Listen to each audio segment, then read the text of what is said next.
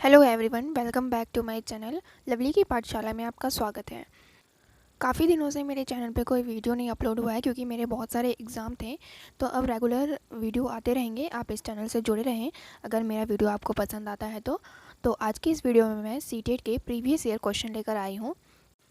ये एग्ज़ाम 31 जनवरी 2021 में हुआ था। मैंने खुद भी ये एग्ज़ाम दिया था। 2020 में मेरा बीटीसी कंप्लीट हुआ है, तो मैं अच्छे से आपको अपना एक्सपीरियंस बता पाऊँगी कि कैसे पेपर आया था, और साथ ही पूरे पेपर को मैं अच्छे से डिस्कस करूँगी।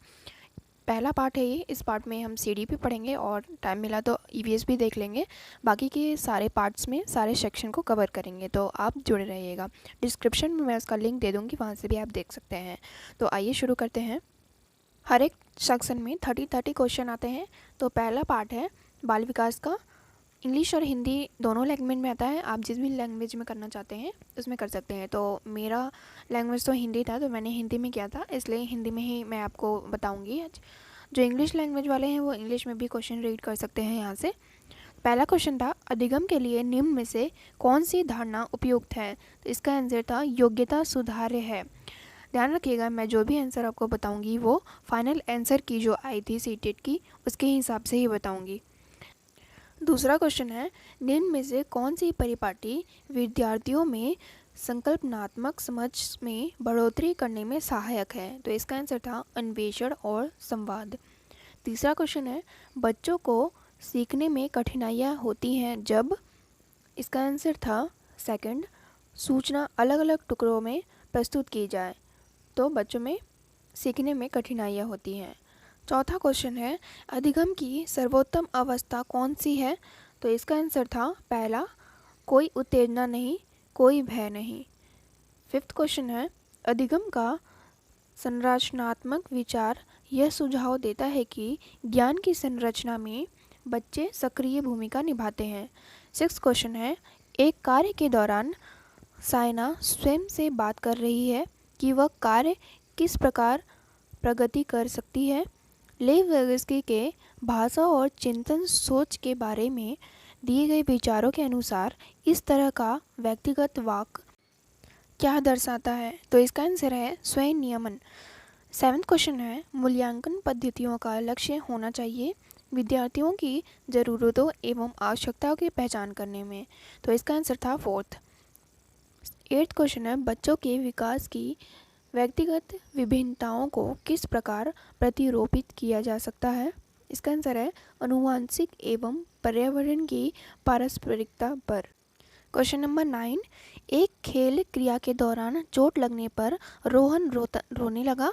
यह देखकर उसके पिता ने कहा, लड़कियों की तरह व्यवहार ना करो, लड़के रोते नहीं हैं। पिता का यह कथन क्या दर्शाता है? इसका आंसर सेकंड था, लैंगिक रूढ़िवादियों को दर्शाता है। क्वेश्चन नंबर 10, एक प्रगतिशील कक्षा में, इसका आंसर था फोर्थ, ज्ञान की संरचना के लिए प्रचुर मौके प्रदान करने चाहिए। तो इसका आंसर फोर्थ था। क्वेश्चन नंबर 11, एक गतिविधि के दौरान छात्रों को संघर्ष करते देख एक अध्यापिका बच्चों को संकेत और इशारे जैसे क्या, क्यों, कैसे प्रदान करने का फैसला लेती है। लेव वर्गिस्की के सिद्धांत के अनुसार अध्यापिका की यह योजना, तो इसका आंसर थर्ड था, अधिगम के लिए पाढ़ आधारभूत संरचना का काम करेगी। क्वेश्चन नंबर 12, बच्चों के समाजीकरण के संदर्भ में निम्न में से कौन सा कथन सही है? तो इसका आंसर था सेकंड, विद्यालय समाजीकरण का एक द्वितीय कारक है और परिवार समाजीकरण का प्रथम कारक है। आपने ये पढ़ा होगा कि विद्यालय जो है समाजीकरण का द्वितीय कारक होता है और परिवार में बच्चा सबसे पहले सीखता है, इसीलिए वो समाजीकरण का प्रथम कारक होता है। क्वेश्चन नंबर 13, बहुबुद्धि का सिद्धांत जोर देता है कि, इसका आंसर फोर्थ था, बुद्धिमत्ता की विभिन्न दशाएं हैं। सीटेट के एग्ज़ाम में सबसे बड़ी बात आपको ध्यान ये रखना चाहिए कि क्वेश्चन इसमें लेंथी आते हैं, तो आपको क्वेश्चन बहुत ही ध्यान से पढ़ने होंगे। अगर एक बार में नया समझ में आए तो दूसरी बार पढ़ें, लेकिन आराम से पढ़ें। ये नहीं कि जल्दी से आप रीड करें और आंसर लगा दें, तो उसके चक्कर में आपका आंसर ज़रूर गलत हो जाएगा। आप क्वेश्चन को एकदम आराम से पढ़ें, धीरे धीरे पढ़ें, समझ के पढ़ें, तभी आप उसका आंसर लगा पाएंगे। और ऑप्शन तो इतने कन्फ्यूज़न होते हैं कि सब लगता है कि सारे एक जैसे ही हैं। तो अगर आप क्वेश्चन अच्छे से पढ़े रहेंगे तभी उसका आंसर आप निकाल पाएंगे। तो अच्छे से क्वेश्चन को आप पढ़िएगा ताकि आप सही आंसर का चुनाव कर पाएँ। क्वेश्चन नंबर 14, लॉरेंस कोलबर्ग के सिद्धांत के अनुसार किसी कार्य को इसलिए करना क्योंकि दूसरे इसे स्वीकृति देते हैं नैतिक विकास के डैश चरण को दर्शाता है। तो इसका आंसर था प्रथागत, लेकिन मैंने लगाया था प्रथापूर्ण, तो ये मेरा क्वेश्चन गलत हो गया था। नेक्स्ट क्वेश्चन है क्वेश्चन नंबर 15, विकास के संदर्भ में निम्न में से कौन सा कथन सही है। तो इसका आंसर था पहला, विकास बहुआयामी होता है। क्वेश्चन नंबर 16, लेव वाइगोस्की का सामाजिक सांस्कृतिक परिप्रेक्ष्य अधिगम प्रक्रिया डैश के महत्व पर जोर देता है। तो इसका आंसर सेकंड था, सांस्कृतिक उपकरण को पर। क्वेश्चन नंबर 17, जिन पियाजे अपने संज्ञानात्मक विकास के सिद्धांत में संज्ञानात्मक संरचनाओं को डैश के रूप में वर्णित करते हैं। तो इसका आंसर था पहला, स्कीमा और मनोबंध। क्वेश्चन नंबर 18, जिन पियाजे के संज्ञानात्मक विकास के सिद्धांत में पूर्ण संक्रियात्मक अवस्था में विकास का मुख्य गुण क्या होता है। तो इसका आंसर था विचार सोच के केंद्रीकरण से। तो ये भी आंसर मेरा गलत हो गया था, मैंने पहला लगा दिया था। क्वेश्चन नंबर 19, दिव्यांगज अधिकार अधिनियम 2016 के अनुसार निम्न में से किस शब्दावली का प्रयोग उपयुक्त है। तो इसका आंसर था फोर्थ, छात्र जिसे शारीरिक दिव्यांगता है। क्वेश्चन नंबर 20, जन्म से किशोरावस्था तक बच्चों में विकास किस क्रम में होता है। तो इसका आंसर था सेकंड, सांवेदिक, मूर्त और अमूर्त। क्वेश्चन नंबर 21, एक प्रगतिशील कक्षा में व्यक्तिगत विभिन्नताओं को किस प्रकार देखा जाना चाहिए। तो इसका आंसर था पहला, अध्यापन अधिगम प्रक्रिया की परियोजना के लिए महत्वपूर्ण। क्वेश्चन नंबर 22, एक समावेशी कक्षा में डैश पर जोर होना चाहिए। तो इसका आंसर पहला था, हर बच्चों के सामर्थ्य को अधिकतम करने के लिए अवसर प्रदान करने। क्वेश्चन नंबर 23, समस्या समाधान क्षमताओं को किस प्रकार सुसाध्य किया जा सकता है। तो इसका आंसर फोर्थ था, समरूपों के इस्तेमाल को बढ़ावा देकर। क्वेश्चन नंबर 24, अधिगम कठिनाइयों से जूझते छात्र की जरूरत को संबोधित करने के लिए एक अध्यापक को क्या नहीं करना चाहिए। तो इसका आंसर पहला था, शिक्षा शास्त्र और आकलन की जटिल संरचनाओं का प्रयोग अध्यापक को नहीं करना चाहिए। क्वेश्चन नंबर 25, सृजनात्मकता की पहचान का प्रमुख लक्षण क्या है।